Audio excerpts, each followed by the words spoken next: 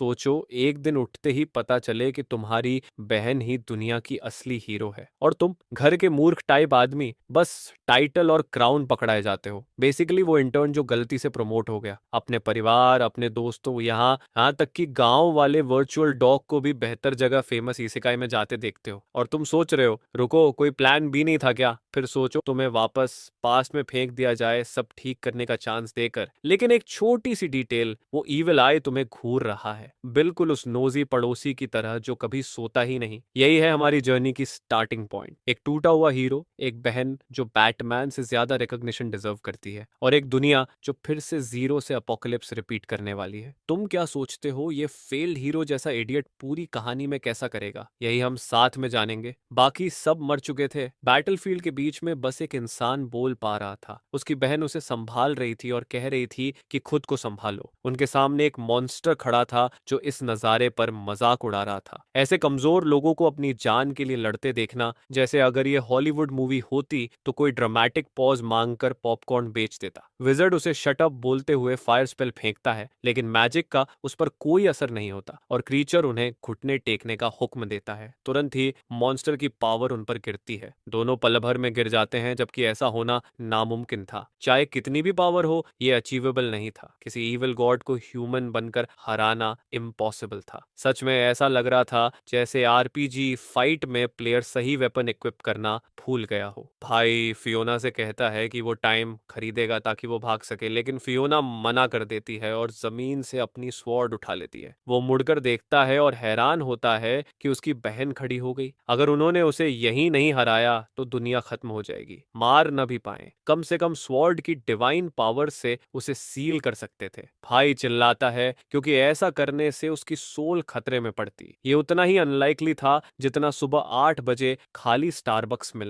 लेकिन फियोना माफी मांगती है क्योंकि वो अपने भाई को अकेला छोड़ देगी। फिर भी ऐसा हो भी जाए, वो इस दुनिया को प्रोटेक्ट करना चाहती थी। भाई चिल्लाता है जबकि फियोना स्वॉर्ड से अपनी पावर इस्तेमाल करने के लिए तैयार होती है। एक बड़ा विस्फोट होता है और स्वॉर्ड मॉन्स्टर के अंदर धंस जाती है। वो जोर से चीखता है और सब कुछ फेड हो जाता है जब फियोना बाय कहती है। टेंशन इतनी थी कि वाईफाई भी डर के मारे ड्रॉप हो जाती। ऐसे ही उसका भाई बस देखता रह जाता है जबकि वो और मॉन्स्टर गायब हो जाते हैं। ट्रेडिशन के अनुसार जिसने दुनिया बचाई वो हीरो ग्रे शेफर्ड एम्पियर बनाया जाएगा। ग्रे एम्परर बन गया और हीरोज का हीरो, फेम और पैसे के साथ सब उसकी पूजा करते थे। सुप्रीम मैन जिसने मैजिक के सीक्रेट्स को परफेक्ट किया। वो महाद्वीप का सर्वाइवर था, destined to be great emperor. ये ऐसा रिस्क वाला प्लान था कि बैटमैन भी कह दे जरा रुक जाओ भाई, लेकिन ग्रे को ये सब बेकार लगता है। दुनिया उसकी बहन ने बचाई थी, वो उसे और अपने साथियों की मुस्कान को प्रोटेक्ट करना चाहता था, लेकिन वो किसी को भी बचा नहीं पाया। ये थ्रोन बॉडीज के ऊपर बनाया गया था, सब जा चुके थे,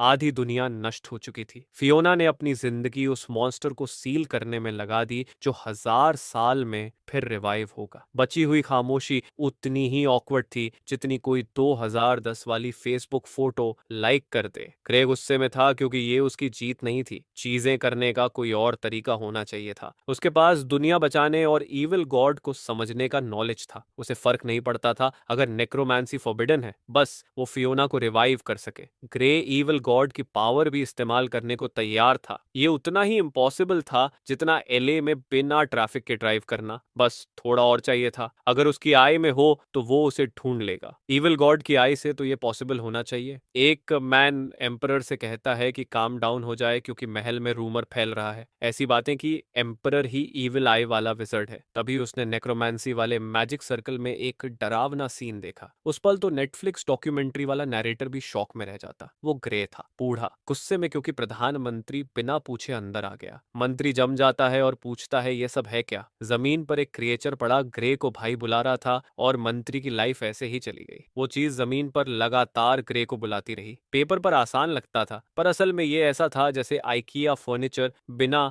मैनुअल के जोड़ना। कई फॉरबिडन स्पेल्स ट्राई करने के बाद, इविल गॉड की आई मिलने के बाद भी वो फेल हुआ। वो फियोना की सोल रिस्टोर नहीं कर पाया। ग्रे सोचता है वो क्या कर रहा है। अचानक एक आवाज पूछती है क्या वो उसे वापस पाना चाहता है। उसके ऊपर एक होल खुलता है और ग्रे पूछता है कौन बोल रहा है। चाहे उसकी जीत चली जाए या जान, वो अपनी सबसे प्रेशियस इंसान को बचा सकता था। अगर ये फास्ट फूड प्लेस होता तो ये डिसीजन रिग्रेट प्रमोशन वाले सेक्शन में आता। अगर वो सब कुछ सैक्रिफाइस करना चाहता है तो उसे रास्ता दिखाया जाएगा। ग्रे सोचता है ये कोई और और ईविल क्रीचर होगा, लेकिन उसे फर्क नहीं पड़ता। ग्रे पागल हो चुका था और मान गया क्योंकि उसे कुछ और नहीं चाहिए था, बस अपने लोगों की हैप्पीनेस चाहिए थी। और दुनिया आग और डिस्ट्रक्शन में डूब गई। एम्परर गायब हो गया और लोगों ने आखिरी बार ग्रे को हंसते हुए देखा। महल आग में जल गया और सब नष्ट हो गया। जब वो उठा तो वो एक एप्पल वाले पेड़ के नीचे था। वो पुरानी सी खुशबू उसे याद दिलाती है कि ये विच का पेड़ है। सही याद हो तो इसे काटने पर श्राप लगता है, लेकिन किसी वजह से वो बिना परमिशन वहीं था। अब तो सीधा फायर लाइन में खड़ा था। अगर ये एनएफएल होता तो रेफरी रीप्ले मांग लेता, क्योंकि कुछ गड़बड़ थी। वो जगह कार्पेडियम थी, उसका होम टाउन, जिसे उसने बहुत टाइम से नहीं देखा था। बहुत लोग शांति से घूम रहे थे। किसी वजह से टाउन वैसा ही था जैसा उसे याद था, जबकि डीमन इन्वेजन में ये पूरा अंधेरे में निगल लिया गया था। इतनी मिस्ट्री कि टिकटॉक एल्गोरिदम भी रेडिट पर हेल्प मांग ले। ग्रे सोचता है क्या वो टाइम में पीछे आ गया है, जबकि ऐसी मैजिक पॉसिबल नहीं, लेकिन ये मिरेकल था जिसने इसे पॉसिबल कर दिया। तभी फियोना आती है, जब वो अभी बच्ची ही थी, और उसे बुलाती है। ग्रे मुड़कर घबरा जाता है। फियोना खुश होकर दिखाती है कि उसे बेकरी से बहुत सारी ब्रेड मिली। माहौल इतना भारी था कि फूड कोर्ट की प्लास्टिक स्पून से भी काट लो। वो कहती है उसे और चाहिए थी, क्योंकि लास्ट टाइम बहुत स्वादिष्ट लगी थी और उसने ज्यादा ले ली। वो सोच रहा था आज डिनर में क्या होगा। अब ब्रेकफास्ट का भी टेंशन नहीं था। ग्रे भागकर उसे गले लगा लेता है और फियोना कंफ्यूज हो जाती है। उसके सरप्राइज के लिए ग्रे रो रहा था। उसे समझ नहीं आता क्यों। वो पूछती है क्या हुआ, शायद किसी ने उसे फिर से परेशान किया। ग्रे सिर हिलाता है। वो बस उसे मिस कर रहा था, बस इतना ही। वो उसे थोड़ा और देर तक हक करना चाहता था। फियोना मुस्कुराते हुए कहती है कि वो अब बच्चा नहीं है। वो हंसती है कि ग्रे कितना फनी है। ये सटलिटी उतनी ही सॉफ्ट थी जितनी आई 405 पर शाम 5 बजे की ट्रैफिक जैम। ग्रे पेस्ट में वापस आ चुका था। उसे फियोना मिल गई थी, उसका एकमात्र परिवार। उसे और कुछ नहीं चाहिए था। जब तक वो उसके साथ रह सके काफी था, लेकिन सब कुछ इतना आसान तो नहीं होने वाला। ग्रे के पास अभी भी ईविल गॉड की आई थी और वो घुटनों पर गिर जाता है क्योंकि उसमें दर्द हो रहा था। ऐसा लग रहा था जैसे वो जल रही हो। फियोना परेशान हो जाती है और ग्रे कहता है वो ठीक है, बस उसकी आई में दर्द हुआ। वो सोचता है अभी क्यों, लेकिन एक आवाज कहती है उसने उसकी आई पर कर्स लगाया है। ये कर्स उसे अपने डोमेन की ओर खींचेगा, क्योंकि फियोना की मौत वाला इवेंट और उसके दोबारा मरने की पॉसिबिलिटी बढ़ रही थी। ग्रे को सजा मिलती, लेकिन ये ऐसा कर्स था जो मासूम रहने नहीं देता। अब प्रोटैगनिस्ट क्वेश्चन करता है क्या ये सच में कर्स है। उसे तो ये काफी अच्छा ही लग रहा था। ईविल वॉइस जैसा भी बोल रहा था, अगर ये पेन उसे फियोना के डेंजर के बारे में अलर्ट करता तो ये कर्स नहीं बल्कि ब्लेसिंग थी। ग्रे ने उसे थैंक्स कहा और वो आवाज बड़बड़ाई कि ठीक है अगर ऐसा है तो। पेन उसके साथ ही गायब हो गया। ग्रे अभी भी शॉक में था, डरावना जरूर था। उसे नहीं पता था कि वो क्या या कौन था। फिलहाल सब ठीक था। इस बार वो हिस्ट्री रीराइट करेगा और बिना किसी रिग्रेट के फियोना की डेथ रोकेगा। यही उसकी जिंदगी का सबसे बड़ा गोल था, और ऐसा करने के लिए उसे डीमन इन्वेजन से जुड़ी 12 ट्रेजेडीज को रोकना था। इसके अलावा उसे अपने 7 पुराने साथियों को बचाना था। वो सब मिलकर ग्रेट फाइट की तैयारी करते। ऐसे वो पॉपुलेशन और फयाना दोनों की डेथ रोक सकते थे। ग्रे परफेक्ट एंडिंग हासिल कर सकता था। ऐसे ही फयाना ने एक जोर की आवाज में अपने भाई को उसकी सोच से बाहर निकाला। वो काफी देर से उसे बुला रही थी, लेकिन ग्रे ने उसे पूरी तरह इग्नोर कर दिया था। उसने प्रॉमिस किया कि वो पानी लाने में हेल्प करेगी और ग्रे को पकड़ा दिया ताकि वो पहले घर लौट जाए। फियोना बोली कि वो वहां में आएगी, लेकिन ग्रे को ब्रेड के भारी बैग को उठाने में ही दिक्कत हो रही थी। उसे लगा इसमें स्टोन भरे हैं, क्योंकि वेट इनसेन था, लेकिन उसकी बहन इसे आराम से उठा लेती थी। वो तब भी स्ट्रांग थी। अचानक एक आवाज ग्रे को पुकारती है जब वो घर जा रहा था। वो पूछते हैं कि वो अपनी बहन को छोड़कर अकेला क्यों जा रहा है, क्योंकि उसके बिना वो कुछ नहीं, जिसके पास कमाई भी नहीं, फिर भी इतने ब्रेड ले आया। ये उन्हें पसंद नहीं आया। जैसा एक्सपेक्टेड था,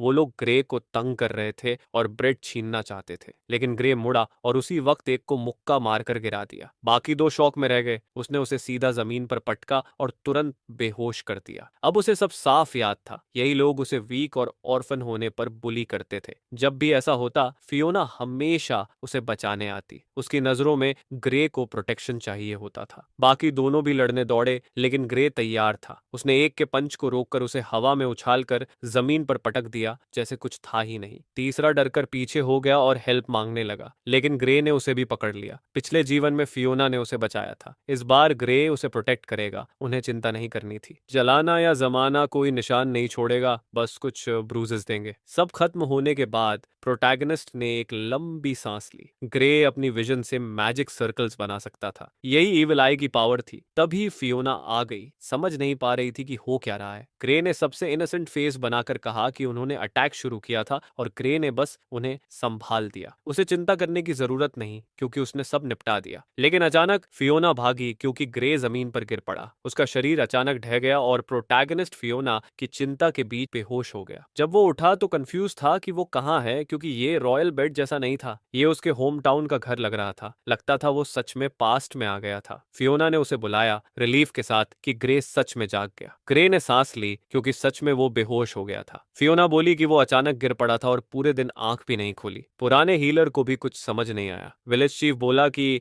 ग्रे ने अपनी बहन को परेशान कर दिया और उसे ध्यान रखना चाहिए। ग्रे ने सबको परेशान करने के लिए माफी मांगी। तभी उसके शरीर में फिर से दर्द उठा। पूरा शरीर दर्द से चिल्ला रहा था। फियोना ने उसे सहारा दिया कि ज्यादा न हिले। वो अब उसके लिए स्नैक तैयार करने जा रही थी। अगर उसने सही से रेस्ट नहीं किया तो वो उसे बांध कर आराम करवाएगी। ग्रे ने चीफ से पूछा अभी कौन सा साल है, और चीफ ने चिंतित होकर पूछा क्या उसने सिर पर चोट लगाई है कि तारीख भूल गया। जैसा एक्सपेक्टेड था, दुनिया वही पास्ट थी जिसे वो जानता था। सैल्वेशन हीरोज अभी बने नहीं थे। कार्पीडियम वही जगह थी जहां ग्रे और फियोना रहते थे। ऑर्फन होते हुए भी उन्हें अंदाजा नहीं था कि उनकी जिंदगी ऐसे चलेगी। उसे बस इतना याद था कि चीफ ने उन्हें विलेज की पास वाली फॉरेस्ट में पाया और घर दिया। चीफ आर्मी इंस्ट्रक्टर रह चुका था और उसने उन्हें घर देने के साथ मैजिक और फेंसिंग भी सिखाई। समय बीता और सैल्वेशन हीरोज बने, और 5 साल बाद फियोना ने ह्यूमैनिटी को बचाने के लिए अपनी जान दे दी थी। ग्रे को उसे प्रोटेक्ट करना था। उसके पास पास्ट लाइफ का नॉलेज था, लेकिन स्ट्रेंथ काफी नहीं थी। जब प्रोटैगनिस्ट ने प्रशिक्षण मांगा, चीफ आश्चर्य में था। ग्रे के पास कोई और ऑप्शन नहीं था। फियोना को बचाने और ट्रेजेडीज रोकने के लिए ये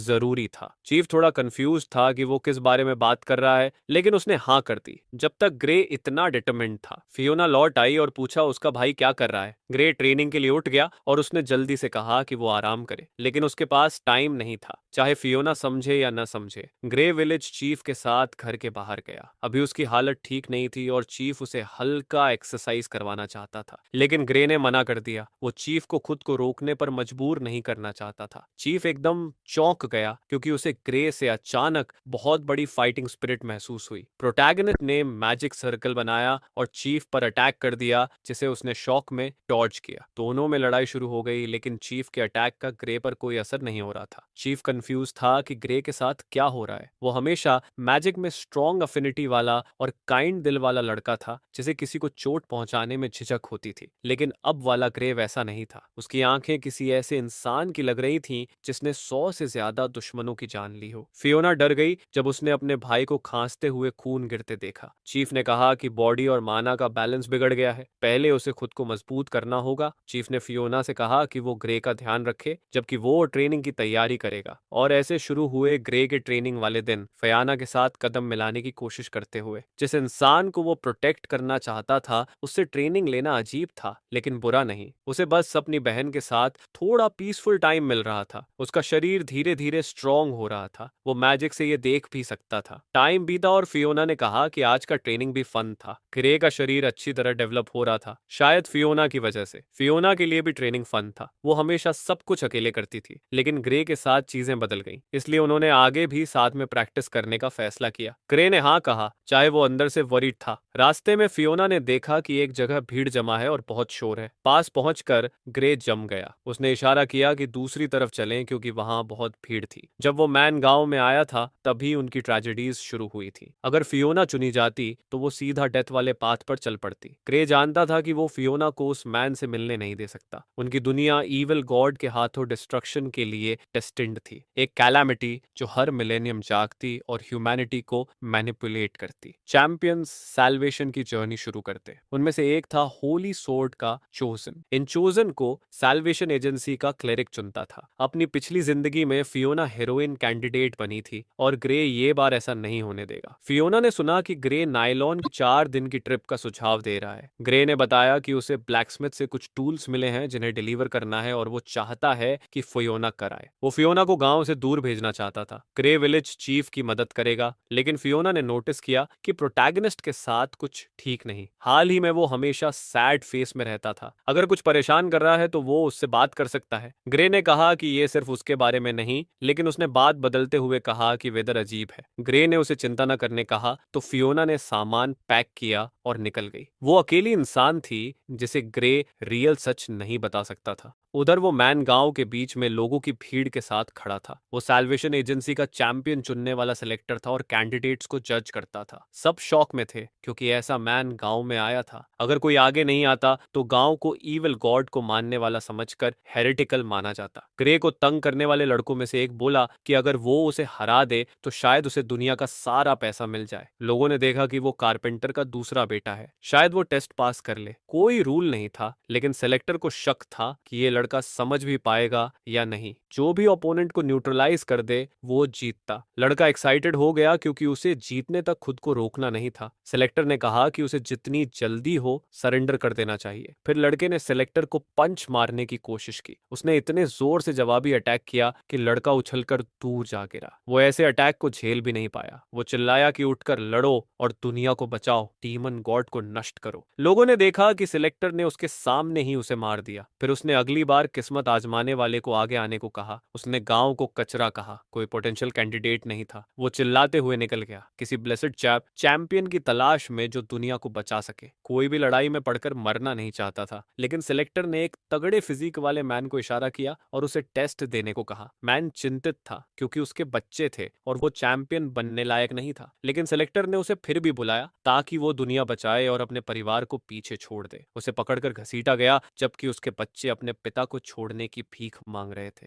मैन ने बच्चों को ठोकर मारी क्योंकि वो ह्यूमैनिटी की सैल्वेशन में रुकावट डाल रहे थे। मैन को यकीन नहीं हुआ कि उसने ऐसा किया। उसने कभी जिंदगी में किसी को नहीं मारा था। अगर ऐसा था तो सिलेक्टर अब उसे वायलेंस इस्तेमाल करना सिखाएगा। दोनों लड़ने लगे और सिलेक्टर चिल्लाया कि उसे मारो वरना जान चली जाएगी। मैन डर के मारे झुक गया। तभी किसी ने उसके ऊपर गिरने वाले वेपन को रोक लिया। वो ग्रे था, जिसने कहा कि वो उसके बदले टेस्ट देगा। एक विलेज से एक ही इंसान काफी था। पिछले वर्ल्ड में फियोना ने इस मैन को बचाया था। अगर वो उसकी जगह ले ले तो चीजें बदलेंगी। सेलेक्टर ने देखा कि ग्रे मैजिक इस्तेमाल करता है और क्लोज कॉम्बैट में एडवांटेज है, तो वो प्रोटैगनिस्ट पर अटैक के लिए तैयार हुआ। मैजिक पर हंसते हुए वो देखता है कि कुछ खास हुआ नहीं। हंसी में उसे यह समझ भी नहीं आया कि ग्रे उसके पीछे आ चुका है। सेलेक्टर पलटा और मैजिक सर्कल देखकर डर गया। ग्रे ने आगे बढ़कर मैजिक छोड़ा, जिसे देखकर सेलेक्टर शॉक में था कि उसने ऐसा फायर स्पेल इस्तेमाल कर लिया। ग्रे उसके सवालों का जवाब देने वाला नहीं था। उसने दूसरा अटैक तैयार किया। सेलेक्टर भागने लगा, समझ ही नहीं पाया कि एक एमेटर 3 अलग स्पेल्स कैसे चला सकता है। वो हैरान था। ये तो हर मिलेनियम में आने वाला चैंपियन था। उसे ग्रे में वो मिल गया। वो रोते हुए चैंपियन से ह्यूमैनिटी को बचाने की भीख मांगता है। ग्रे जवाब देता है कि जिस फ्यूचर को वो बनाएगा उसमें उसकी जरूरत नहीं होगी। और ऐसे ही ग्रे ने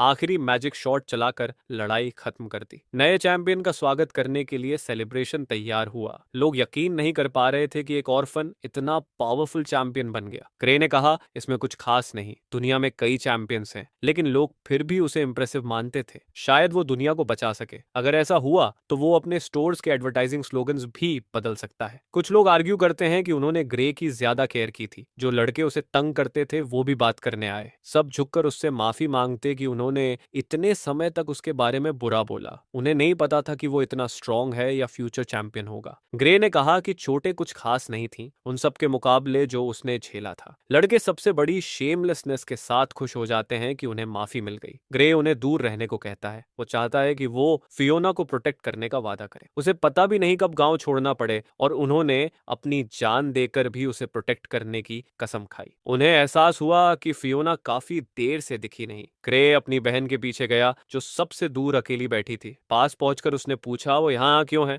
वो बोली पता नहीं और हटने लगी तो ग्रे ने पकड़कर पूछा, क्या वो नाराज है? फियोना ने मना किया पर बोली कि उसे फील होता है वो अब नहीं जानती उसका भाई कौन है। अचानक वो चैंपियन सिलेक्शन कर लेता है बिना उसे बताए और उसे गांव से दूर भेज देता है। ग्रे को समझाने में हेजिटेशन हुई जिससे फियोना इरिटेट हो गई क्योंकि वो उसे अलग कर रहा था। वो अपने मन की बात नहीं बता रहा था, जबकि उन्हें फैमिली होकर एक दूसरे पर भरोसा करना चाहिए। ग्रे ने कहा कि वो हमेशा एक ही चीज सोचता था, उसकी हैप्पीनेस। उसके लिए वो दुनिया बचाएगा। ये उनका आखिरी बैंकेट था, तो उसने कहा कि उन्हें मुस्कुराकर बाय कहना चाहिए। डाउन फील करते हुए भी फियोना ग्रे के साथ वापस गांव चली गई। बाद में ग्रे गांव चीफ से गुड बाय कहने गया। चीफ ने कहा कि चाहे लोग कुछ भी कहें, यह हमेशा उसका घर रहेगा। कुछ भी हो उसे वापस आना चाहिए। ग्रे ने कहा कि उसे एक जरूरी बात बतानी है, जिससे चीफ फॉर्मल तरीके से बोलने पर हैरान हो गया। 3 साल में डेमोनिक आर्मी गांव पर अटैक करेगा और लोग मरेंगे। चीफ शॉक में था कि ग्रे ने उसे यह सब बता दिया, लेकिन वो अलर्ट रहेगा। चीफ जानता था कि प्रोटैगनिस्ट चैंपियन बनकर अपनी पूरी कोशिश करेगा। ग्रे ने कहा कि हाँ, वो सबको बचाने के लिए सब कुछ करेगा। अंत में प्रोटैगनिस्ट फियोना को नहीं देख पाया। वो उसे बाय कहने भी नहीं आई। ग्रे उसकी आखिरी झलक देखना चाहता था, क्योंकि उसे नहीं पता कब दोबारा देखेगा। उसे लगा ऐसा ही बेहतर है, फियोना को वॉर में नहीं पड़ना पड़ेगा। ग्रे ऐसा एंड अवॉइड करना चाहता था। तभी उसने एक आवाज सुनी। फियोना आ गई थी, यात्रा के लिए तैयार। वो उसके साथ जाएगी ताकि वे साथ जा सके। फियोना ने दिखाया कि उसे सेलेक्टर की अप्रूवल मिल गई थी उसे खत्म करने के बाद। ये उसकी पहली यात्रा थी और वो एक्साइटेड थी, लेकिन ग्रे ने उसे धक्का देकर मना किया और घर लौटने को कहा। जर्नी डेंजरस थी, पर इसी वजह से फियोना उसे अकेला नहीं छोड़ेगी। वो फैमिली थे, उन्हें हमेशा एक दूसरे का साथ देना चाहिए। ग्रे जम गया क्योंकि फियोना वही बातें दोहरा रही थी जो पास्ट में कही थी। वो खुद कह चुका था कि उन्हें एक दूसरे का साथ देना चाहिए। फियोना ने पास्ट लाइफ में भी यही बातें कही थी। वो अपने भाई से अलग नहीं होना चाहती थी। अगर वो मर जाता तो उसके लिए कोई नहीं बचता। अब ग्रे समझ गया, फियोना की फीलिंग्स वही थी जो पिछले वर्ल्ड में थी। फियोना बोली, अगर ग्रे उसे साथ नहीं ले गया तो वो अकेली ही जर्नी पर निकल जाएगी। साई करते हुए प्रोटैगनिस्ट मान गया। अकेले जाने से साथ जाना सेफर था। फियोना खुशी से भर गई और दोनों निकल पड़े। ह्यूमंस और डीमंस की वॉर अभी और बैड होने वाली थी। उसे साथ रखना ही सेफेस्ट था। या ग्रे को ऐसा लगा जब उसकी आय फिर से डेंजर अलर्ट देने लगी, जो अभी तक गया नहीं था। कॉर्नो सिटी में फियोना खुशी से दौड़ रही थी, क्योंकि ये बहुत बड़ी सिटी थी। वो ऐसी जगह कभी नहीं आई थी। बहुत सारा स्वादिष्ट खाना था ट्राई करने को। वो परफॉर्मर्स की ओर इशारा करती और ग्रे को बुलाती। उसके लिए ये दुनिया की बेस्ट सिटी थी। ग्रे उतना एक्साइटेड नहीं था। ये सिटी असल में स्मॉलेस्ट थी, लेकिन फियोना के लिए बस फन मैटर करता था। ग्रे के लिए ये नॉस्टैल्जिक था। वो पास्ट लाइफ में भी ऐसे ही रिएक्ट करती थी। रुककर सोचते हुए फियोना वंडर करती है, आखिर जर्नी ऑफ सैल्वेशन था क्या। सेलेक्टर इतना थक चुका था उसे फेस करते हुए कि वो कुछ समझा ही नहीं पाया। जर्नी का गोल था ईविल गॉड को हराना, जो हर मिलेनियम रिवाइव होता है। उन्हें ग्रेट स्पिरिट्स की ब्लेसिंग मिलती और एंशिएंट वेपन्स मिलते, जिनसे वो और स्ट्रॉन्ग बनते। मॉन्स्टर्स से लोगों को बचाना ट्रेनिंग का काम करता था, ताकि वो ईविल गॉड को हरा सके। फियोना ने देखा कि उसे हीरोइन कहा जा रहा था, जबकि ग्रे को विजर्ड कहा जा रहा था। एक क्लास थी जो सेलेक्टर द्वारा बैटल रोल सेट करती थी। हीरो सबसे मैन किरदार था, सिर्फ वही सेक्रेट स्वॉर्ड चला सकता था। ग्रे ने यह बात उसे नहीं बताई। फियोना ग्रे को अच्छे से जानती थी, इसलिए वो ये नहीं सोची कि वो भी चैंपियन बनना चाहेगा। उसने कहा कि ऐसा नहीं है। वो पूछती है कि फिर उसने चैंपियन बनने की इच्छा क्यों जताई। फिर ग्रुप एक वेपन शॉप की तरफ गया, जहां फियोना ने एक सोर्ड उठाई। उनके एक्सप्रेशंस और हथियार उठाने के तरीके से साफ था कि वे नॉविसेस थे। फियोना दिखाती है कि ग्रे भी नॉविस ही था। उसके अलावा ब्लैक स्मिथ सुझाव देता है कि वे जल्द निकलें, क्योंकि कई नॉविसेस लापता हुए हैं। वह नहीं चाहता था कि उसके वेपन्स बर्बाद हों। फियोना को डर लग रहा था कि डीमंस बिगिनर्स को टारगेट कर रहे हैं। ग्रे को शक था कि वे असल में डीमंस नहीं हैं। फियोना पूछती है, वो ये कैसे कह सकता है, और वही जवाब देने लगते ही एक मन फियोना के पीछे प्रकट होता है। उन्होंने ग्रे और फियोना को पकड़ लिया और एक साथ उनके मुंह बंद कर दिए। प्रोटैगनिस्ट को बिल्कुल पता था कि वे लोग कौन थे। उन्हें किसी दूसरी जगह ले जाया गया और जमीन पर पटक दिया गया। उन्होंने हुक्म दिया कि वे आज्ञाकारी बनो, वरना वे उस लड़की को मार देंगे। ग्रे को मुक्का मारा गया, जबकि फियोना देखती है कि उसका भाई ठीक है या नहीं। वह भी सब कुछ होने के बावजूद ठीक थी। अचानक इज़ीकियल कहता है कि वे किस्मत खराब थे कि फंस गए। ग्रे को वहां देखकर आश्चर्य हुआ। यद्यपि इज़ीकियल खुद नहीं जानता था कि वह कौन है। इज़ीकियल ग्लेसियस वह टैंक था जो ग्रे की टीम में पिछली जिंदगी में जुड़ा था। उस समय वे बैटल में कई डीमन से घिरे थे। तब वे ईविल गॉड के बहुत करीब थे और फियोना टारगेट हुई थी। उस पल ग्रे चिल्लाया कि उसकी बहन अटैक से दूर हो जाए, पर इज़ेकियल ने उसे प्रोटेक्ट किया ताकि बाकी लोग मॉन्स्टर्स को हरा सके। इज़ेकियल एक साथ कई अटैक्स का लक्ष्य बन गया। फिर भी उसने अपने साथियों को आगे बढ़ने को कहा, क्योंकि उसे विश्वास था कि वे जीत सकते हैं। ईविल गॉड को हराकर दुनिया बचाने के लिए ग्रे नहीं चाहता था, पर फियोना ने उसे साथ लिया। इज़ेकियल ईविल गॉड मिलने से पहले मर गया। वह ग्रे का दूसरा कंपेनियन था जिसे वह बचाना चाहता था। उन्हें किसी दूसरे समय पर मिलना था, पर लगता है इस बार उसे बैंडिट्स ने पकड़ लिया। इज़ेकियल मजाक में कहता है कि ग्रे उसकी तरफ देखते हुए भी बस अच्छे दिखने वाली महिलाओं को पसंद करता था। इज़ेकियल बताता है कि वह बार में एक महिला के साथ मजे कर रहा था और अचानक वहां आ गया। अब वह गुस्से में था, क्योंकि उसे सबसे अच्छे पल में रोका गया। फियोना इस व्यवहार पर साई करती है। इज़ेकियल अब भी वैसा ही था जैसा ग्रे को याद था। शहर में नोविसेस के लापता होने की अफवाहें सच लगती थीं। अगर कोई पकड़कर बेचने के लिए चाहिए तो ऑर्डिनरी सिटीजन्स बेहतर होते। ग्रे कहता है कि वे चैंपियंस को चाहते थे। बैंडिट्स किसी कारण से उन्हें टारगेट कर रहे थे। इन लोगों को चैंपियन हंटर्स कहा जाता था। कुछ लॉर्ड्स चैंपियंस को खरीदना चाहते थे ताकि वे अपनी फोर्स में जोड़ सकें। चैंपियंस को पकड़कर बेचने वालों को चैंपियन हंटर्स कहा जाता था। फियोना यकीन नहीं कर पाती कि लोग दूसरों के साथ ऐसा कर सकते हैं। इज़ीकियल मानता है कि वे सब इडियट्स थे, पर वह समझ सकता था कि वे चैंपियंस क्यों चाहते थे। ये एजेंसी द्वारा स्पॉन्सर किया जाता था। हंटर्स इन एक्सपीरियंस चैंपियंस को पकड़कर हाई वैल्यू में बेचते। ग्रे को जानबूझकर कैप्चर किया गया ताकि वे हीरो हंट रोक सके। वे पहली ट्रेजेडी से जुड़े थे और क्षेत्र जिसे ग्रे चेरिश्ड था वह नष्ट कर दिया गया था। इज़ीकियल पूछता है कि उसने इतना कैसे जाना और प्रोटैगनिस्ट पर शक करता है। ग्रे कहता है कि इससे फर्क नहीं पड़ता, उन्हें जल्दी भागना था। उसने पता लगाने के लिए सोने का नाटक किया कि उन्हें कहां ले जाया जा रहा है, पर बाइंडिंग से वे अभी भी मुक्त नहीं हो पाए। ग्रे कहता है कि यह समस्या नहीं है, वह सबको अब भी मुक्त कर देगा। तो वह अपनी आय का इस्तेमाल करता है और इज़ीकियल और फियोना की बाइंडिंग्स खुल जाती हैं। यहां तक कि इज़ीकियल भी आश्चर्य में रह गया कि ग्रे ने ऐसा कैसे किया। वह जवाब देता है कि उसने बस टेलीकिनेसिस इस्तेमाल की और बाकी सबको भी आजाद किया। ग्रे कहता है कि अब वे सब चलें और एस्केप के लिए दरवाजा खोलता है। चैंपियंस चिंतित होते हैं क्योंकि हंटर काफी ज्यादा स्ट्रांग होना चाहिए। प्रोटैगनिस्ट कहता है उसने उनके वेपन्स देखे तो रास्ते में उन्हें वापस ले लेंगे। वे उस कमरे में धावा बोलते हैं जहां वेपन्स रखे थे और सब उन्हें वापस हासिल कर लेते हैं। इज़ीकियल और फियोना अब हथियार लेकर शांति महसूस करते हैं। वे सभी सुरक्षित थे और बस बैंडिट्स से निपटना बाकी था। फियोना अपने भाई को साथ चलने को कहती है, पर ग्रे कहता है कि रुको, वहां कई और सेल्स थे और ग्रे पहले सभी को मुक्त करना चाहता था। इज़ीकियल कहता कि यह बुरा नहीं है और वह उसका साथ देगा। इधर बैंडिट्स इम्प्रिजन चैंपियन से सवाल कर रहे थे। वे एक को बीटिंग देकर टाइम पास करने की, मजे करने की भी सोच रहे थे। अचानक वे आवाज सुनते हैं और मुड़ते हैं। ये इज़ीकियल था जो कह रहा था कि उनके शौक गंदे हैं। बैंडिट्स उस पल चार्ज करते हैं जब वे देखते हैं कि वह आजाद हो गया है और इज़ीकियल उनकी वीक अटैक्स से आसानी से डिफेंड कर लेता है। ऐसे अटैक्स काम नहीं करते और इज़ीकियल उन्हें सब उड़ाकर दूर फेंक देता है। एक और बैंडिट भाग जाता है क्योंकि ये मैन रुकी भी नहीं था। फियोना उसे ऐसे भागने नहीं देगी और जल्दी से अपने सोर्ड का इस्तेमाल कर हमला करती है। इज़ीकियल उसकी तारीफ करता है और फियोना जवाब देती है कि उसने सब कुछ होने के बाद काफी ट्रेनिंग की है। लड़ाई जारी रहती है और वे और लोगों को भी बचाने में कामयाब होते हैं। वे आखिरकार एग्जिट ढूंढ लेते हैं और अब निकल सकते हैं। बाहर आते ही वे देखते हैं कि कई सशस्त्र मैन ने उन्हें घेर रखा है। एक हंटर साई करता है क्योंकि मालचुप रहना चाहिए था और भागने की कोशिश नहीं करनी चाहिए थी। सभी रुकी हंटर्स हारे हुए थे और वह बाकी लोगों को आदेश देता है कि वे अपने वेपन्स छोड़ दें, वरना वे अभी तीरों की बारिश से मारे जाएंगे। फियोना इतनी आसानी से सरेंडर नहीं करना चाहती थी, पर बैंडिट बताता है कि उसके पास हॉस्टेजेस हैं और अब वे इनकार नहीं कर सकते। इस पर फियोना और इज़ीकियल भारी सांस लेकर अपने हथियार छोड़ देते हैं। रेबेलियन के सजा के रूप में हंटर फैसला करता है कि वह मैन को मार देगा और औरत का इस्तेमाल करेगा। एक हंटर फियोना को पकड़ने के लिए आगे बढ़ता है। उसे फियोना के चेहरे पर घृणा देखते हुए मजा आता है, पर फिर वह रुकता है क्योंकि उसे कुछ ऑफ लगा। जब फियोना पीछे मुड़कर देखती है तो पता चलता है कि वह मैन उसके पीछे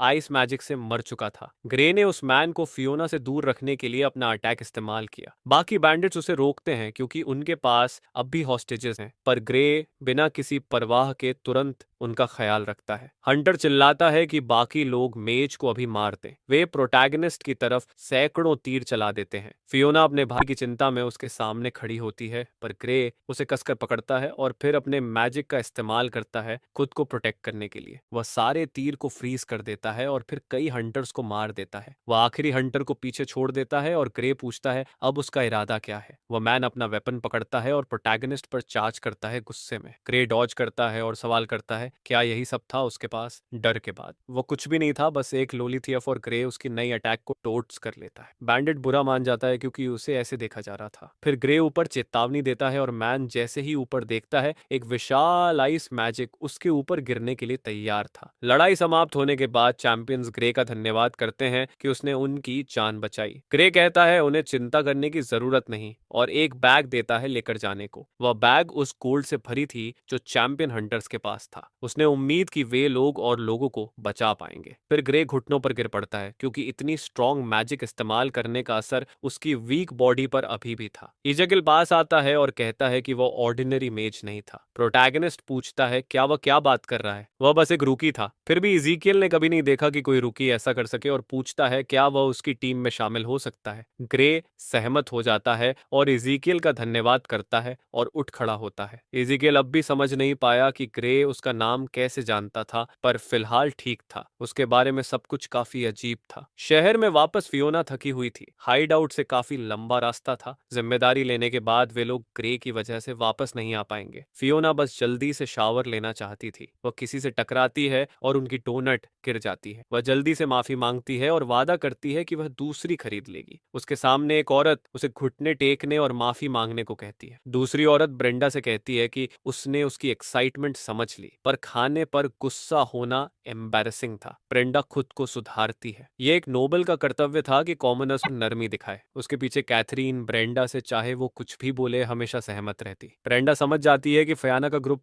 उन लोगों में से है जिन्होंने अभी अपनी जर्नी शुरू की है और पूछती है क्या उन्हें मिसिंग चैंपियंस के बारे में पता है। वो उन्हें बचाने के लिए पूरी तरह तैयार थी। इस पर फियोना खुश होकर जवाब देती है कि सब रिजॉल्व हो गया। ब्रेंडा का सारा प्राइड एक पल में गायब हो जाता है। फियोना बताती है कि उसके भाई ने बैंडिट्स को संभाल लिया। उसने सभी मिसिंग लोगों को भी बचा लिया। ब्रेंडा यकीन नहीं कर पाती कि जिसने उसे इग्नोर किया वही इस केस को सॉल्व करने वाला था। फियोना भी कंफ्यूज्ड रह गई और उसका नाम गलत सुना। ब्रेंडा कहती है कि वह आइनहॉर्न है, रूलर्स की पीढ़ियों वाला परिवार जो स्ट्रॉन्ग सोर्ड्समैन से भरा था। फियोना अनॉयड हो जाती है क्योंकि ब्रेंडा ने ग्रे को इंसल्ट करते हुए कहा कि उसने गंदे तरीकों का इस्तेमाल किया। ऐसे में ब्रेंडा उसे चैलेंज करती है कि वो उसकी स्ट्रेंथ और डिग्निटी को जज करे। प्रोटैगनिस्ट को लड़ने का कोई रीजन नहीं दिखा। उसे फर्क नहीं पड़ता था कि वो अपनी स्ट्रेंथ की शान मार रही है।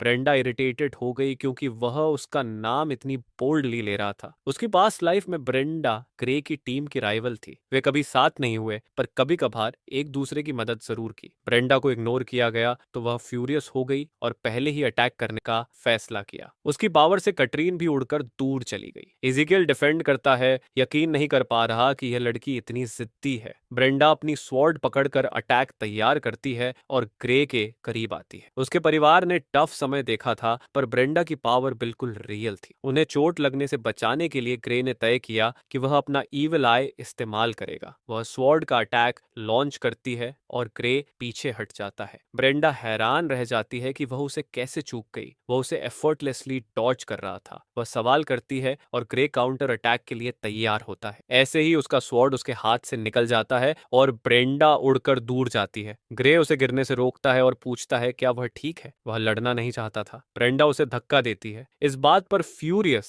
कि उसके जैसा इंसान उसे छू गया। वह फैसला करती है कि वह निकल जाएगी क्योंकि उसके पास इन लोगों पर टाइम वेस्ट करने का वक्त नहीं। ब्रेंडा जानती थी कि ग्रे ने शुरुआत से लड़ाई को सीरियस नहीं लिया। वह बदला चाहती थी। फियोना चिंतित हो जाती है कि उसे ऐसे ही जाने देना सही है या नहीं, पर ग्रे कहता है कि वह बाद में कैल्म हो जाएगी। इज़ेकियल पूछता है कि वे कब्रिस्तान क्यों जा रहे हैं, किसी की ग्रेव देखने। ग्रे जवाब देता है कि वह कुछ उधार लेना चाहता है और बाकी लोग कंफ्यूज्ड हो जाते हैं और अचानक उनके सामने एक हिडन स्टेप्स खुल जाती है। यह कब्र एक चैंपियन की थी जो 1000 साल पहले था, जिसका नाम अल्बर्ट था, जिसे ईगिस के नाम से जाना जाता था। इज़ीकियल समझ ही नहीं पाया कि ग्रे जैसा ऑर्डिनरी मैन इतना सब कैसे जानता है। ग्रे ने हंटर्स की केओस के दौरान समझ लिया था कि उसे जल्द से जल्द फियोना के लिए आर्मर लेना होगा। जगह बहुत बड़ी थी। उन्होंने कभी इमेजिन भी नहीं किया था कि ग्रेव के नीचे ऐसा कॉरिडोर होगा। यह जगह एंशिएंट चैंपियन द्वारा डिवाइन शील्ड से प्रोटेक्टेड थी। जर्नी के दौरान ग्रे को कुछ अजीब फील हुआ और उसने पीछे मुड़कर देखा। शायद कोई रैट या स्पाइडर होगा और उसने इग्नोर कर दिया। ग्रुप आगे बढ़ता रहा जब तक वे एक बड़े दरवाजे तक नहीं पहुंच गए। फियोना आगे बढ़कर दरवाजा खोलती है। यह ग्रेव का गार्डियन था जो सुनिश्चित करता था कि ईविल का आर्मर किसी वर्दी को मिले। आर्मर कहता है कि सैल्वेशन एजेंसी की 6 ट्रायल्स पास करो। फियोना पूछती है ये क्या है और क्या वे इनके पास हैं, और ग्रे हामी भरता है। उन्हें बस फोर्स से लेना था। उनके पास गार्डियन से खेलने का टाइम नहीं था और प्रोटैगनिस्ट ने फैसला किया कि वे आर्मर चुराएंगे। आर्मर गुस्से में आ जाता है क्योंकि इंसोलेंट इंसान कानून की अवहेलना कर रहे थे। ग्रे उसकी बकबक सुनकर थक गया और उसे प्रोवोक करता है कि जल्दी सजा दे। आर्मर अटैक की तैयारी करने लगता है। उसने स्वॉर्ड निकाली और तुरंत ही उस पर चार्ज किया। इज़ीकियल ने ग्रे को डिफेंड किया और पूछा क्या वह पागल हो गया है कि ऐसे लड़ाई चुन रहा है। प्रोटैगनिस्ट कहता है कि वे चुराने नहीं, बस कुछ समय के लिए उधार लेने आए हैं। फियोना चिल्ला चिल्लाकर वार्न करती है क्योंकि उसके ऊपर से कुछ आ रहा था। वह मैजिक उड़कर आर्मर पर जाकर सीधे लगता है। ब्रेंडा का ग्रुप उन्हें फॉलो करता हुआ समय पर पहुंच गया। वह अनॉयड हो जाती है क्योंकि फियोना ने उसका लास्ट नेम फिर गलत बोला। चैंपियन का आर्मर किसी नोबल के लिए ज्यादा सूटेड था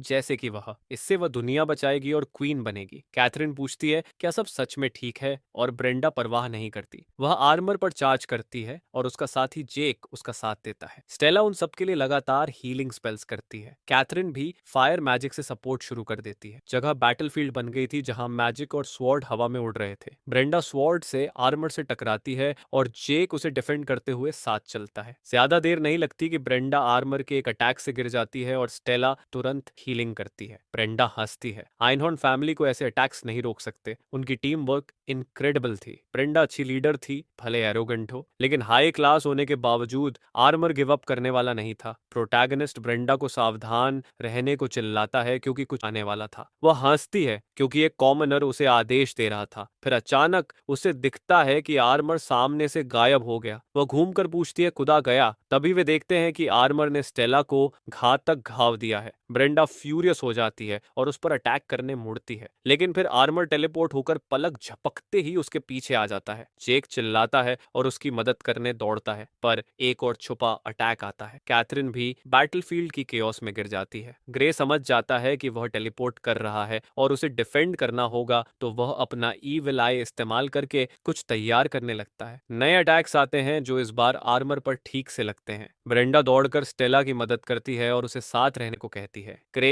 स्टेला को टाइम गिफ्ट से कर्स करना चाहता था ताकि उसका घाव न बढ़े, पर उसे हीलिंग स्पेशलिस्ट ढूंढना होगा। ब्रेंडा शिकायत करती है क्योंकि वह आर्मर खुद लेने वाला था जबकि वे हारे नहीं थे, पर बैटल के बाद वे सभी घायल थे। अपने परिवार की सदस्य होने के नाते ब्रेंडा कभी ऐसे समय पीछे हटने का विचार भी नहीं करती। अचानक ग्रे की आई एक्टिवेट हो जाती है। उसने ब्रेंडा की और उसके पूरे ग्रुप की मौत देखी। ब्रेंडा लगभग हंस देती है उसे रोता देखकर, क्योंकि उसने कभी उसे हरा तक नहीं पाया था। उसकी पास्ट लाइफ में ब्रेंडा अक्सर उसके रास्ते में आई। अंत में भी उसने अकेले अकेले एक्ट किया और उनकी बैटल स्ट्रेंथ कम हो गई। फियोना के जीवित रहने के लिए ब्रेंडा को भी उसके साथ काम करना ही होगा। प्रोटैगनिस्ट उससे कहता है कि अभी पीछे हट जाओ, वो उसे ऐसे मरने नहीं दे सकता। इसके जवाब में ब्रेंडा लाल हो जाती है, फिर मान जाती है, पर कहती है कि वे बाद में हिसाब बराबर करेंगे। ब्रेंडा लाइफ टाइम की ह्यूमिलिएशन फील करती है, पर उसने ग्रे की सीरियसनेस देख ली। वह सोचती है वह ये क्या कहना चाहता था कि वह उसे ऐसे मरने नहीं देगा। वह उस मैन को बर्दाश्त नहीं करती थी, पर ब्रेंडा और उसका ग्रुप पीछे हट गया। इज़ीकियल पूछता है क्या उन्हें ऐसे जाने दे सकते हैं जब वे रीइंफोर्समेंट्स भी ला सकते थे, पर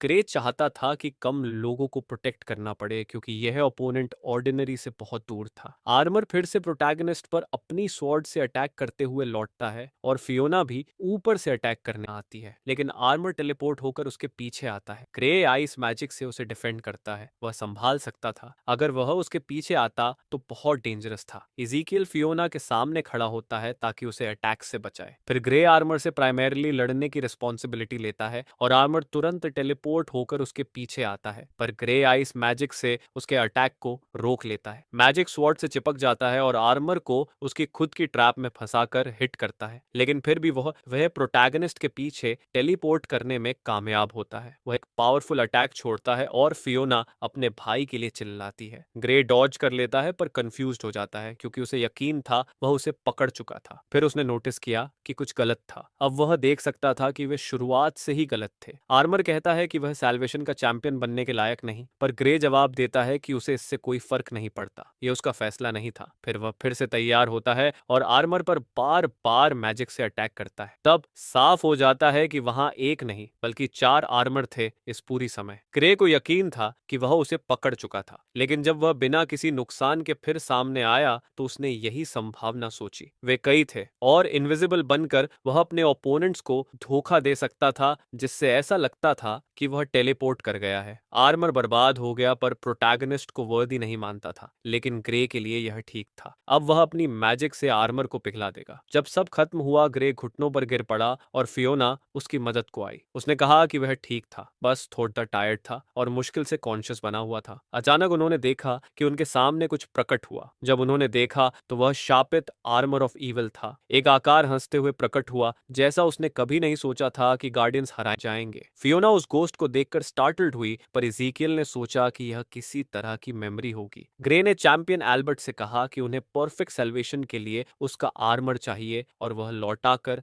दे देंगे। अल्बर्टो ने पूछा कि वह वहां क्यों था, क्योंकि यह सब उसकी ही गलती थी। वह चिल्लाने लगा कि धोखा मत खाओ, पर अपनी आइडेंटिटी रिवील करने से पहले वह गायब हो गया। इज़ीकियल कंफ्यूज्ड हुआ और फियोना ने पूछा क्या ग्रे और एल्बर्ट दोस्त थे। उसने माना कि उसने उसे कभी देखा ही नहीं, और ग्रे वरिड हुआ कि क्या एल्बर्ट ने उसे किसी और समझ लिया था। खैर, अब सबसे इंपॉर्टेंट बात कुछ और थी। फियोना को आर्मर पहनना चाहिए था, भले ही वह खुद को उस लायक न समझे। ग्रे ने कहा कि वह उसे प्रोटेक्ट करना चाहता है, इसलिए उसने उसे ऐसा करने को कहा। फियोना ने आर्मर पहन ली और पूछा क्या यह उस पर अच्छा लग रहा है। ग्रे और इज़ीकियल ने सहमति जताई कि यह उस पर अच्छा लग रहा है। वह हंसी, क्योंकि उसे सच में यह बहुत पसंद आया था। वहां जो करना था हो गया, और इज़ीकियल पूछता है कि अब वे कहाँ जाएंगे। राड शहर एक फोर्ट्रेस था जो केल्सस और फ्लामा पहाड़ों के बीच स्थित था। वह जगह थी जहां ह्यूमैनिटी का पतन शुरू हुआ। पिछले जीवन में डीमन इन्वेजन और भी भयानक था। लोग उस गिरी हुई सिटी को पहली ट्रेजेडी और सबसे बुरी में से एक कहते थे, पर इस वर्जन में यह ट्रेजेडी अब भी हुई नहीं थी। अगर ग्रे इन्वेजन रोक सके तो उनके पास ताकत इकट्ठा करने और फियोना को जिंदा रखने का समय होगा। बहन ने चैंपियन लाइसेंस दिखाकर कई स्नैक्स ली, और ग्रे हैरान हुआ कि उसने यह सब कब खरीदा। उसने सुना था कि इनमें लाइसेंस दिखाने पर स्नान और कपड़े मिल सकते हैं। इज़ेकियल कहता है कि लॉर्ड्स को परेशानी होगी अगर सब कुछ डेमन्स से नष्ट हो गया, तो वे ऐसे चैंपियंस को स्पॉन्सर करते होंगे। तो फियोना और ग्रुप इन में चेक इन करने पहुंचे। मालिक उनका स्वागत करता है और कहता है कि दुकान किसी भी चैंपियन के लिए मुफ्त है। खाने के दौरान इज़ीकियल बताता है कि अजीब था कि सब उसे ऐसे देख रहे थे जैसे वे डर रहे हों। ग्रे सोचता है कि यह सच में मतलब रखता है। अचानक एक आवाज रुकने के लिए चिल्लाती है और विनती करती है। एक मैन वेट्रेस को पगडीडीएच कर उसे एंटरटेन करने के लिए ले गया। दूसरे ने कहा उसे छोड़ दो, क्योंकि यह ऐसी जगह नहीं है, पर मैन ने चिल्लाने वाले मैन को मुक्का मारकर चुप करवा दिया। मैन गुस्से में था, क्योंकि वे समझते थे कि चैंपियंस को चीजें इनकार देने का अधिकार उन्हें है। उसने वेट्रेस को सबक सिखाने का इरादा किया। जो भी उसके खिलाफ जाएगा वही अंत पाएगा। फियोना उठी और चैंपियन के रास्ते में खड़ी डिठी हो गई। वह उसे वह करने नहीं देगी जिससे और लोग चोट खाएं। जब मजबूत शहर रैड गिरा, कई एक्सीलेंट डिफेंसेस भी गिर गए। वजह हीरो हंटर्स थे। फोर्ट्रेस में कम लोग थे गायब होने के कारण, और राइवल की डेथ्स भी हो रही थी, और आखिर में गंदे चैंपियंस थे जो रैड को नष्ट कर रहे थे। चैंपियन हंसा, क्योंकि एक लड़की बर्डिडो से बात करने की कोशिश कर रही थी। फिर वह उस पर चार्ज किया, निर्णय लेकर कि उसे सबक सिखाएगा। वह बहुत स्लो था और फियोना उस पर कूद गई। उसने स्वॉर्ड से वार करने की कोशिश की, पर मैन ने अपनी अछूती बाह से डिफेंड किया। फिर उसने उसे जैसे कुछ हुआ ही नहीं वापस भेज दिया। फियोना हैरान हुई, क्योंकि उसका आर्मर मूवमेंट सहन कर गया। उसने एक जोरदार अटैक सहा, पर आर्मर ने उसे अब्सॉर्ब कर लिया और फियोना फिर से लदने लगी। फिर भी उसकी कोई भी अटैक उस मैन पर असर नहीं कर रही थी। चैंपियन ने फियोना का हाथ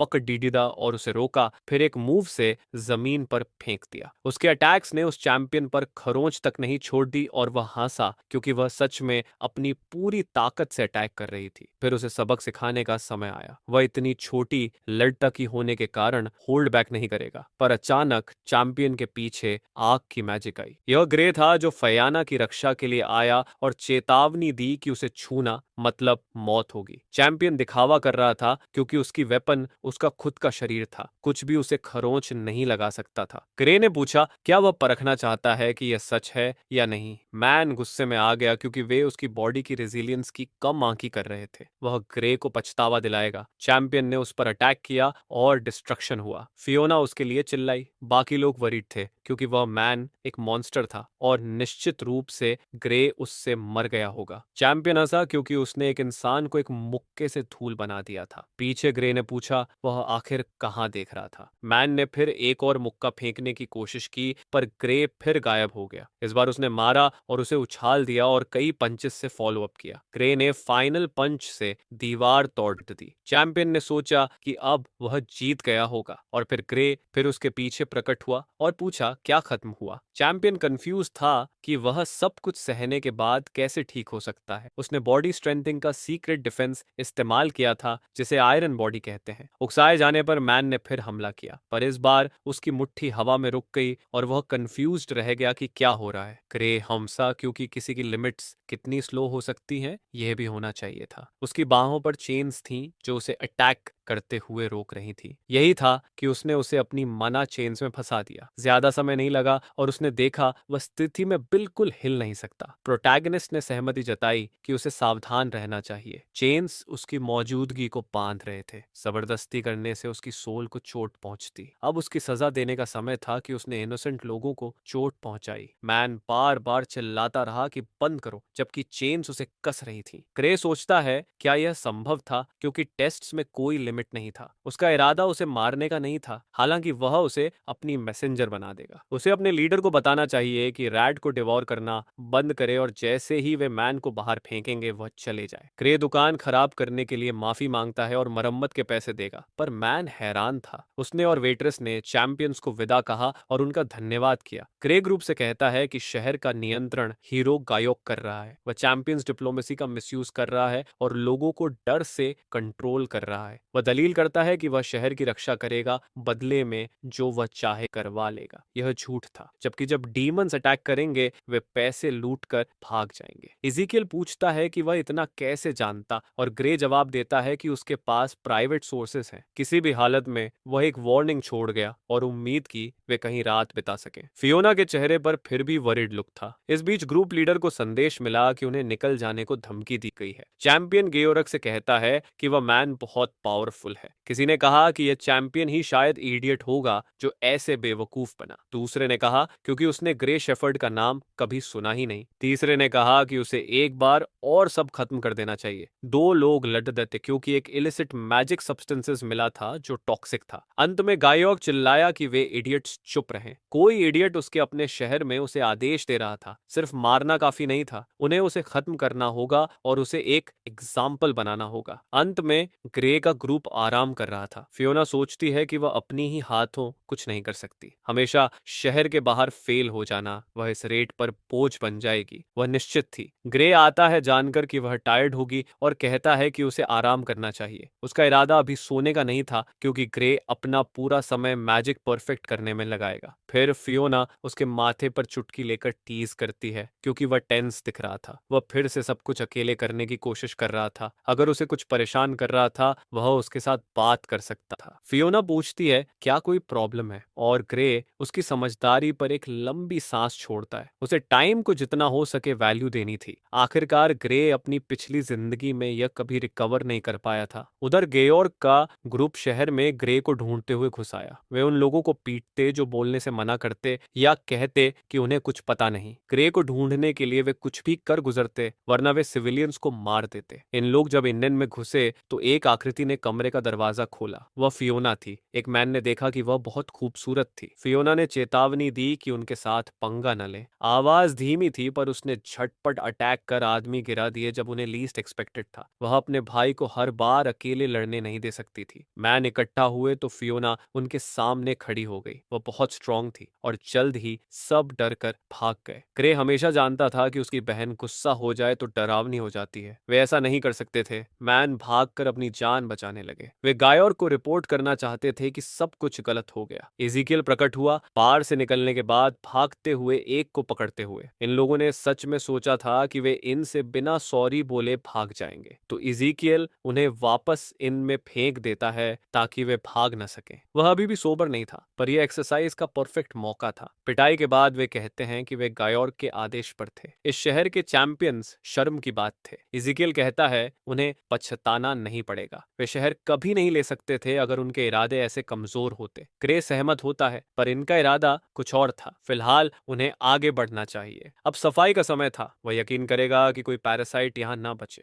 वह यकीन करेगा कि कोई पैरासाइट यहाँ ना बचे। उधर एक मैन शॉक में था, क्योंकि ये नाइटमेयर जैसा था, और गायोर का एक चैंपियन उस मैन को बताता है कि ये उसकी लाइफ का एंड है। वह इंतजार की भीख मांगता है, क्योंकि इस बार वह जीत कर उनके मांगे पैसे देगा। पर चैंपियन जानता था कि यह मैन बहुत कर्ज में डूबा है। वह रोता है क्योंकि उसे जुआ खेलने पर मजबूर किया गया और वह सब कुछ हार गया। साफ था कि गेम भी रिग्ड था। वे उसके मुंह पर झूठ बोल रहे थे, जो चैंपियन को ऐसे आरोप पर इरिटेट करता है, और वह मैन के चेहरे पर लात लात मारता है। जब वह मैन को पीटना शुरू करता है, मैन माफी की भीख मांगता है। चैंपियन हंसता है क्योंकि वह डीमन नहीं है, वह उसके कर्ज चुकाएगा अगर वह अपनी बेटी और पत्नी बेच दे। मैन मना करता है क्योंकि वे उसके खजाने हैं और चैंपियन हंसता है क्योंकि वे पहले ही बेच चुके थे। मैन शौक में जम जाता है और चैंपियन उसके चेहरे पर हंसता है क्योंकि उसकी पत्नी और बेटी अच्छी कीमत की थी। मैन फ्यूरियस हो जाता है और चैंपियन उसे दूर फेंक देता है। उसका इरादा अगली बार उसी को बेचने का था। वे उसे उन डीमंस को देंगे जो ह्यूमन फ्लैश खाते हैं। यह अच्छा होगा क्योंकि उसके परिवार का तो कुछ बचा नहीं। फिर वह मैन पर अटैक करता है, पर फियोना उनके बीच आकर अटैक रोकती है। चैंपियन उस खूबसूरत लड़की देखकर हैरान होता है और सोचता है कि उसकी कीमत कितनी होगी। कई और लड़ने को तैयार हुए क्योंकि वे जानते थे फियोना उन्हीं में से है जिन्हें गायोर्ग ढूंढ रहा था। इज़ीकियल यकीन करता है कि वे उससे लड़ें बजाय इसके कि इकट्ठा हों। ग्रेट टेलीकिनेसिस की तैयारी करता है लड़ाई शुरू करने को। अटैक आते हैं और वह इज़ीकियल के साथ मुकाबला शुरू करता है। फियोना उस चैंपियन का सामना करती है जो उसे प्रोवोक करता है। उसे उसकी चालों में दिलचस्पी नहीं थी। चैंपियन कहता है शहर उसके गवर्नर का है, वे तो बस वहां के रहने वालों से टैक्स लेते थे, वे पावरफुल थे और बाकी सब वीक। वह फियोना पर कई लगातार अटैक करता है। फियोना खुद को डिफेंड करती है, वह बहुत फास्ट था और उसे काउंटर अटैक का मौका नहीं मिलता था। चैंपियन हंसता है कि क्या हुआ और अगर उसके पास बस इतना ही है तो अब उसका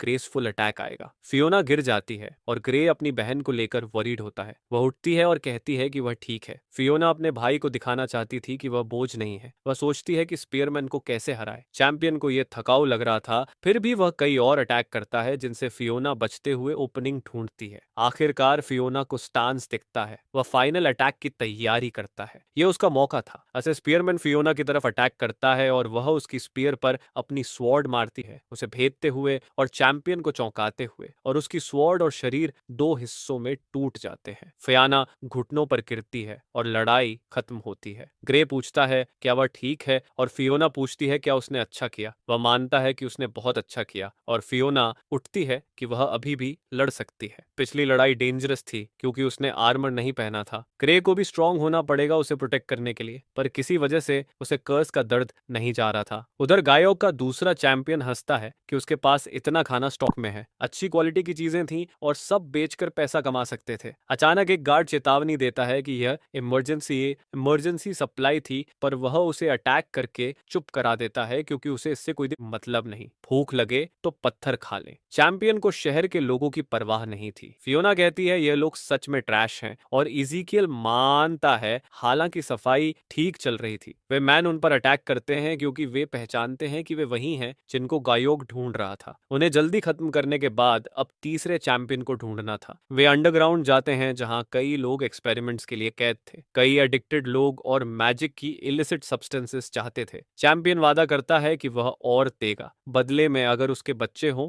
तो दे दे, बाकी उसे चुराने की कोशिश करें। और वे भाग जाते हैं कहते हुए कि वे मैजिक के इलिसिट सब्सटेंसेस के लिए कुछ भी करेंगे। ये सब लोग अपने वाइसेस के कारण इस्तेमाल किए जा रहे थे। चैंपियन लोगों को टूटते देख मजा लेता था, वह किसी का हैप्पी लाइफ बर्दाश्त नहीं कर सकता था। फियोना आती है और उन्हें असली स्कम कहती है। चैंपियन हंसता है कि यह शहर की मशहूर टीम होगी, पर ग्रे ने एक बड़े एक्सप्लोजन से उसे चुप कर दिया। गायोर्ग को रिपोर्ट मिली कि इलिसिट सब्सटेंसेस की फैक्ट्री ग्रे ने जला दी है। सारे चैंपियंस हार गए और वह फ्यूरियस था। अब बस वो सौ ही बचा था इन लोगों से निपटने के लिए। सबके पहले उन्हें एक्ट करना था, इससे पहले कि वह भागने की सोचे। इज़ीकियल टायर्ड था और सुझाव देता है कि वे आराम करके अगले दिन करें। हालांकि ग्रे मना करता है, पर इज़ीकियल उसे घसीट लाता है और फियोना बच्चों की देखभाल करती है। वह बच्चों से कहती है कि सब ठीक हो जाएगा और अथॉरिटीज जल्द आएंगी। बाद में पेरेंट्स अपने बच्चों को ले जाते हैं और सब सुरक्षित रिजॉल्व हो जाता है। जब वह इन लौटी तो सोचती है ग्रे अपने कमरे में गया होगा। उसने सुना कि वे कह रहे थे फियोना को मत बताना। इज़ीकियल कहता है मैन के शरीर का बैलेंस खराब है, अगर वह खुद को और धकेलेगा तो उसके शरीर के मेरिडियंस टूट जाएंगे और उसकी जान चली जाएगी। फियोना यकीन नहीं कर पाती कि ग्रे इतनी मेहनत कर रहा था। वह अपनी लिमिट्स जानता था और हमेशा ट्रेनिंग करता था उन्हें पार करने के लिए। अगर कोई दुनिया हो जहां फियोना खुश हो सके तो उसकी जान भी सस्ती कीमत है। गायोर्ग अब अकेला बचा था, उन्हें जल्द इसका ख्याल रखना था। उधर गायोर्ग के चैंपियंस कहते हैं कि वे चोरी करके तुरंत भाग जाएं। तभी फियोना आती है और मैन चौंकते हुए पूछते हैं वह कौन है। तब वे समझते हैं कि वह ग्रे के ग्रुप में से है और डर जाते हैं। जैसे ही वे उसे मारने की तैयारी करते हैं वह जल्दी निपट लेती है। वह लड़ाई के दौरान शांत और चुप थी। वह अपने भाई को फिर से खुद को चोट पहुंचाने नहीं देगी। फियोना के खत्म करते ही एक व्यक्ति आता है और कहता है कि बेकार लोगों को हटाना एक ब्रैट के लिए अच्छा था। वह गायक था जो पूछता है कि कौन उसकी सिटी से पंगा ले रहा है। वह तब तक आराम नहीं करेगा जब तक वह उन्हें सब खत्म न कर दे। उसने उस पर अटैक किया और उसे मारने की तैयारी की। पास्ट में गायक साल के ग्रैंड टूर्नामेंट का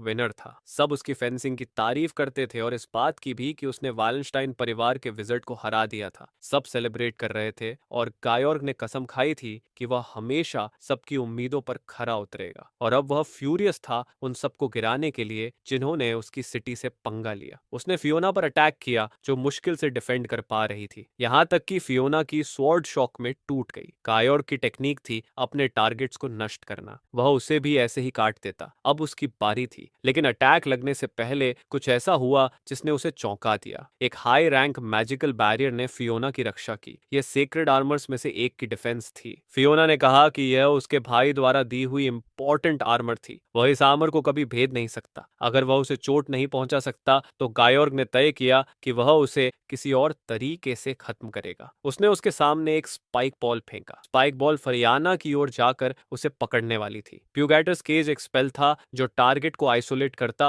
और फिजिकल इंटरफेरेंस को ब्लॉक करता। भले ही डार्क मैजिक बैन था, वह इसमें काफी स्किल्ड था। वह चाहता था कि वह बेहोशी में गिरकर डिस्पेयर में डूब जाए। गायॉर्ग इस अजीब सीन को देखता रहा। अब जब यह लड़की न्यूट्रलाइज हो गई थी, वह सोच रहा था क्या उसे खत्म कर देना चाहिए। जैसे ही वह फैसला करने की कोशिश करता है, जमीन से आए एक अटैक ने उसे पीछे हटने पर मजबूर किया। वह ग्रे था जिसने कहा कि उसके लिए सही था कि उसने उसे तुरंत नहीं मारा। गेओरग ने देखा कि ग्रे अपनी छोटी बहन को बचाने दौड़ा था, जो शर्म की बात थी क्योंकि वह एक हीरो था और हार नहीं सकता था। इज़ीकियल ने माना कि वह पावरफुल था। ऐसा ओपोनेंट विजर्ड्स के लिए प्रॉब्लम होता है, लेकिन ग्रे तय कर चुका था कि जो भी फरियाना को चोट पहुंचाएगा उसका अंत उसके हाथों होगा। उसने गेयोर पर विशाल और शक्तिशाली मैजिक अटैक छोड़ा। मैन ने काउंटर किया और अपनी स्वॉर्ड से मैजिक ब्लास्ट को चीर दिया। उसकी स्वॉर्ड फ्लेम्स को भी काट सकती थी। यह ग्रे के फ्लैश पर भी अच्छा काम करती। वह ग्रे पर चार्ज करता है। ग्रे सवाल करता है कि वह इतना स्ट्रांग होकर भी ऐसे कैसे एक्ट कर सकता है। चैंपियंस को लोगों की रक्षा करनी चाहिए। गायोर्ग जवाब देता है कि वह कभी समझ नहीं पाएगा। उसने कभी हाई रैंक डीमन का सामना नहीं किया। यह ऐसी चीज नहीं थी जिसे ह्यूमैनिटी जीत सकती। दुनिया को बचाने के बजाय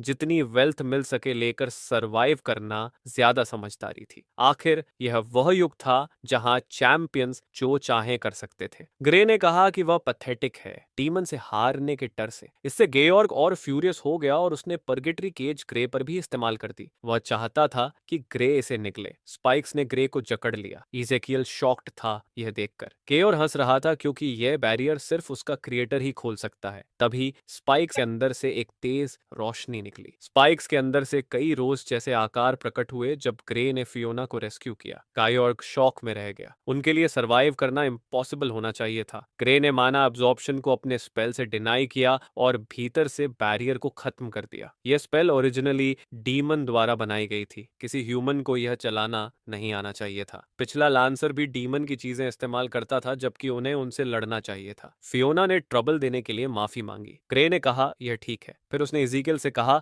कि वह उसकी बहन का ख्याल रखे। अब गायोर्ग को एहसास हुआ कि यह गलती थी। उसे कभी विज़र्ड के टूल पर भरोसा नहीं करना चाहिए था। आखिर सोर्ड्समैन को अपनी स्वॉर्ड से किल करना चाहिए। ऐसे में वह ग्रैंड टूर्नामेंट में इस्तेमाल की अपनी टेक्निक दिखाएगा। गायोर्ग ने एक तेज अटैक ग्रे की तरफ छोड़ा। इज़ीकियल ने फियोना की रक्षा की जबकि अटैक ग्रे को लगा। वह अटैक में गायब हो गया। कोई यकीन नहीं कर पा रहा था। शरीर का कुछ भी नहीं बचा। गायोर्ग हंसा क्योंकि ग्रे एक ह्यूमन को भी पार नहीं कर पाया, लेकिन ग्रे उसके पीछे प्रकट हुआ। आखिर में स्वॉर्ड होते हुए भी वह इनकॉम्पिटेंट था। ग्रे उसके अटैक से आसानी से आगे निकल गया। उसकी पावर को सिर्फ फील किया और उसे अवॉइड कर दिया। गायोर्ग यकीन नहीं कर पा रहा था कि वह चैंपियन होते हुए भी हार गया। तभी मैजिकल चेंस ने उसकी टांगें पकड़ ली और उसके सिर के ऊपर कई स्पीयर्स प्रकट हुई। ग्रे ने कहा कि अगर वह चैंपियन था तो उसे यह सब झेलने लायक होना चाहिए। और अंत में अटैक्स गेयोर्ग पर गिरे और लड़ाई खत्म हुई। इनमें इज़ीकियल पूछता है अब क्या करना है जब उन्होंने पैरासाइट्स को हटा दिया। ग्रे कहता है वे शहर में रहेंगे। सेक्रेड वाटर स्पिरिट की ब्लेसिंग मिलने का समय नजदीक था। फियोना एक्साइटेड हो गई क्योंकि उसने कभी स्पिरिट नहीं देखा था। अचानक देर रात कोई दरवाजा खटखटाता है। बाहर 3 लोग खड़े थे। मैन ने खुद को रेड का लॉर्ड और लैंडो क्रसेल बताया और उसके बेटे हाइनस क्रसेल को भी। ग्रे और उसका ग्रुप भी अपना परिचय देते हैं। ऑरलैंडो को पता चला कि गायोक हार गया और वह इनाम देने आया था। एक चेस्ट में असीमित गोल्ड कॉइन्स थे।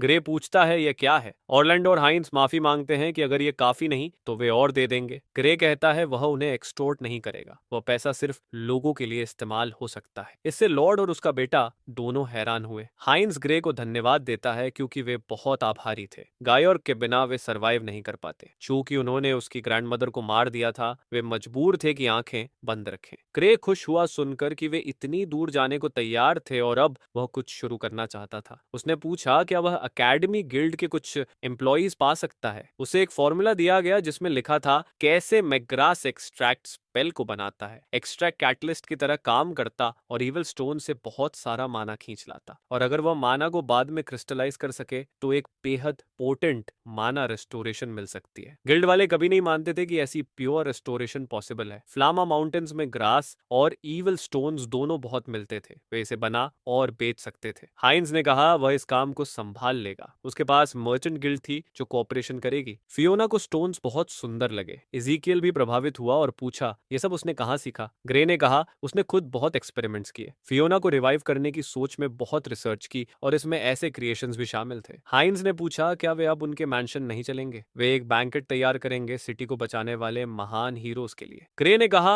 वे कुछ समय रुकेंगे, पर वह शहर में घूमकर देखना चाहता है कि गायोर के लोग कहीं बच तो नहीं गए। जब फियोना ने इंसिस्ट किया वह उसे साथ ले गया। इजीकियल किसी से मिलने बाहर गया। फियोना जानती थी कि वह किसी दूसरी महिला को पटाने जा रहा होगा। वह उम्मीद करती थी कि ग्रे कभी ऐसा न बने। रास्ते में ग्रे किसी से टकरा गया। लड़की गिर गई और माफी मांगने लगी क्योंकि वह ध्यान नहीं दे रही थी। ग्रे भी झुककर मदद करता है और माफी मांगता है क्योंकि उसने भी उसे नहीं देखा। तभी ग्रे उसे देखकर चौंक जाता है। लड़की घबराकर पीछे हटती है, लेकिन अचानक ग्रे उससे कहता है कि वह उसके साथ चले क्योंकि उसे उसकी जरूरत है। लड़की उसकी बातों से डर जाती है। फियोना भी शौक में पड़ जाती है क्योंकि उसने नहीं सोचा था कि उसका भाई ऐसा मैन होगा। लड़की समझ नहीं पाती कि ग्रे उससे क्या चाहता है। वह कहता है कि अगर वह वहीं रुकी तो उसे पछताना पड़ेगा। उसे उन लोगों से छुटकारा पाना होगा इससे पहले कि वह कोई सीरियस क्राइम कर बैठे। लड़की थी साशा फ्लोरेस, उसकी टीम की फॉर्मर हीलर। इस समय साशा कैद थी और राइवल किलर्स नाम के ग्रुप के लोग उसे भेजते थे जो दूसरे चैंपियंस को खत्म करते थे। साशा को मजबूर किया गया था उनके लिए काम करने को। कई लोग मारे गए और उसके हाथ खून से रंगे थे। जब ग्रे ने पिछली जिंदगी में साशा को उन लोगों से मुक्त किया तब तक उसका दिमाग टूट चुका था। वह बहुत गिल्टी रहती, लड़ भी नहीं पाई और मर गई। लेकिन अब ग्रे के पास मौका था उसे बचाने का जब तक साशा उसके साथ रहे। फियोना अपनी शोक नहीं छुपा पाई क्योंकि ग्रे को उसका पूरा नाम पता था। साशा कहती है कि अगर वह भागी तो मारी जाएगी, पर ग्रे उसे यकीन दिलाता है कि वह उसकी रक्षा करेगा। फियोना समझ नहीं पाई कि वह किसी ऐसे इंसान के साथ ऐसा क्यों पेश आ रहा था जिसे वह अभी मिला भी था। फिर साशा ने माफी मांगी और भाग गई क्योंकि वह यह नहीं कर पाई। ग्रे पीछे रह गया चिंतित होकर, और फिर उसने देखा कि उसकी बहन उस पर